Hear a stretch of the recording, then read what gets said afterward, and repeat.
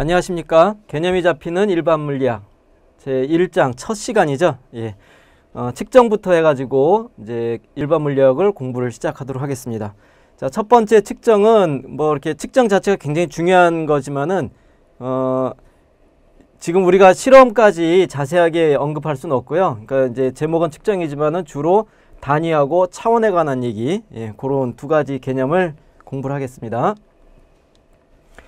자, 측정이라는 것은 뭐냐면, 그러니까 물리학은 자연과학인데요. 자연과학은 측정의 바탕을 두고 있어요. 그러니까 이 논리적으로만 딱 맞으면은 이 구성이 되는 학문이라기보다는 논리적인 것에다가 실제로 우리가 관찰할 수 있는 이 자연이죠, 자연.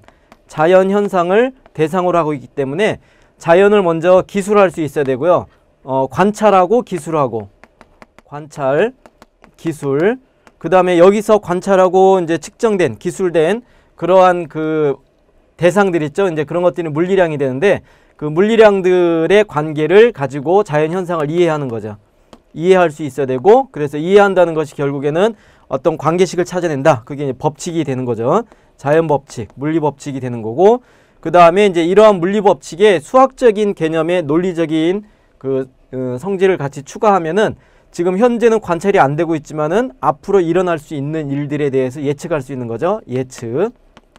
그래서 이런 것들을 다 잘 논리적으로 잘 쌓아 나가기 위해서는 가장 중요한 것이 관찰이 돼야 돼. 우리가 바라보는 게 뭐냐 하는 것. 그래서 그 관찰하는 가장 기본적인 방법이 측정이 된다 하는 거죠. 근데 사실은 이제 이 측정도 양자역학으로 넘어가면 굉장히 좀 주의 있게 조심하게 다뤄야 돼요. 일단 이제 지금 우리가 앞에서 얘기하는 것은 고전적인 개념의 측정, 우리가 어떤 물리 현상 또는 물체의 사물의 성질을 제3자 입장에서 바라만 볼 수 있다 하는 거죠. 그래서 이러한 측정의 대상이 되는 것들이 물리량이 되겠습니다. 그래서 우리가 알고 있는 물리량들, 길이, 시간, 질량, 온도, 압력, 뭐 전기 저항 등등등. 그래서 이러한 물리량들의 관계를 이제 이해하는 것이 물리 법칙이 되겠죠. 근데 이렇게 측정한 값들을 이제 어떻게 표시하냐면 숫자, 수학에 나오는 숫자로 표시할 거잖아요. 근데 길이가 뭐 2라는 숫자를 얻었다, 시간도 2라는 숫자를 얻었다 했을 때 이게 길이에 관한 것이냐 시간에 관한 것이냐를 구분하기 위해서 이름을 붙여줘야 되죠. 그래서 측정된 물리량의 측정값에 이름을 붙이는 것이 단위다, 물리량의 단위. 그래서 길이의 경우에는 미터, 그 다음에 시간의 경우에는 세크, 초, 그렇게 붙여주면 아, 이거는 길이구나, 이거는 시간이구나, 그렇게 할 수 있는 거죠. 자, 근데 이렇게 이름을 붙일 때 또 다른 것은 크기에 대해서 우리가 정확하게 정의를 해야 되기 때문에 이름 외에 미터라고 이름을 붙였을 때 그 미터에 관찰이 된, 측정이 되는 값에 대한 기준을 정해야 되죠. 그것이 이제 스탠다드, 표준이 되겠어요. 그래서 1이라는 값, 주어진 단위에 대해서 1이라는 값으로 정의되는 양에 대해서, 물리량에 대해서 기준을 정하자. 이것이 표준이 되는데, 이제 이러한 단위와 표준을 정한 것이 SI 단위계, 국제 표준 단위계가 있어요. 그래서 모든 이제 교과서에는 국제 표준 단위계, SI 단위계를 사용하고요. 지금 미국이나 영국에서는 영국 공학계 단위계를 따로 쓰죠. 써왔던 단위계이기 때문에. 물론 우리나라도 옛날에 단위가 다른 단위를 썼죠. 근데 지금 우리는 SI 단위계를 많이 사용하고 있다 하는 겁니다. 자, 그래서 국제 단위계, SI 단위계, 이제 줄여서 SI 단위계 또는 미터계 그렇게도 쓰는데, 이제 가장 기본이 되는 물리량들을 정했어요. 그래서 기초 단위를 정한 것이 길이, 시간, 질량에 관한 기초 단위를 정했고, 단위 이름을 미터, 초, 세컨, 그 다음에 킬로그램. 원래 이제 킬로라는 것이 사실은 접두예요. 그러니까 천의 의미가 있는 건데, 1000배 해준 의미가 있는데, SI 단위계에서는 그냥 킬로그램 자체를 기초 단위의 이름으로 정한 거예요. 그래서 기호로는 우리가 잘 알고 있죠. 미터, 세크, S 또는 SEC 이렇게도 쓰죠. 그 다음에 킬로그램, KG, 그런 식으로 기호까지 기억을 해야 되죠. 자, 그런데 이제 이렇게 단위를 정했을 때 그러니까 길이만 보더라도 사람의 길이는 키는 대략 1m에서 2m 사이가 되잖아요. 그러니까 1, 2m 정도가 되는데 이게 커진다 그러면은 지구의 반지름은 대략 6,400km 정도가 되고 지구하고 태양 사이의 거리는 1억 5천만 정도가 되죠. 5천만 킬로미터 정도가 돼요.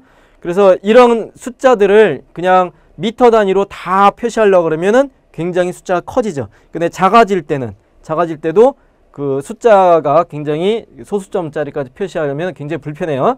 그래서 이러한 크기에 관한 것들을 이제 접두어로 묶어서 표시하자. 그러면 이미 킬로미터라는 것하고 미터라는 것의 관계가 6,400km는 6,400에다가 1,000을 더 곱한 미터가 되죠. 그죠?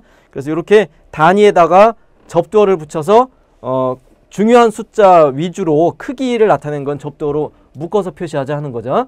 그래서 SI 접두어가 있는데 이건 여러분들이 꼭 암기를 해야 돼요.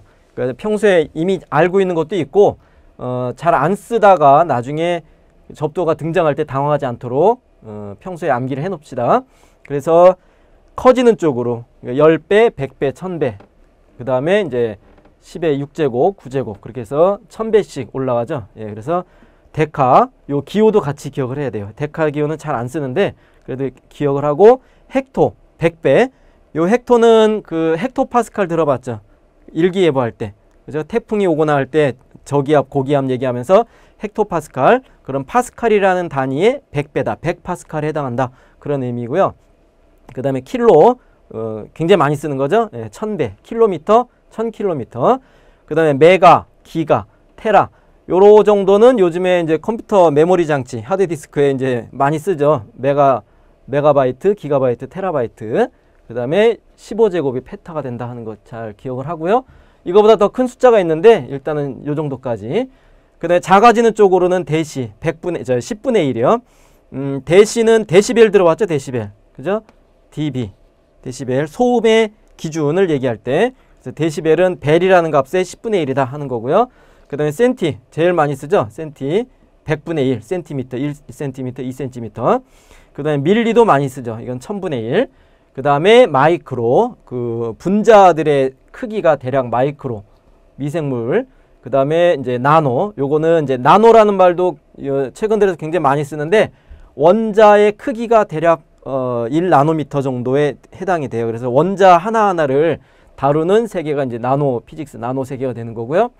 그 다음에 피코, 펜토. 펜토는 원자 핵의 크기를 대략 이 정도로 봐요. 그렇기 때문에 이런 것들은 펜토나 나노나 마이크로, 밀리 이런 것들은 굉장히 이제 물리에서 많이 등장하는 접두어들이 되겠습니다. 잘 암기를 합시다. 이름, 기호, 크기까지 다.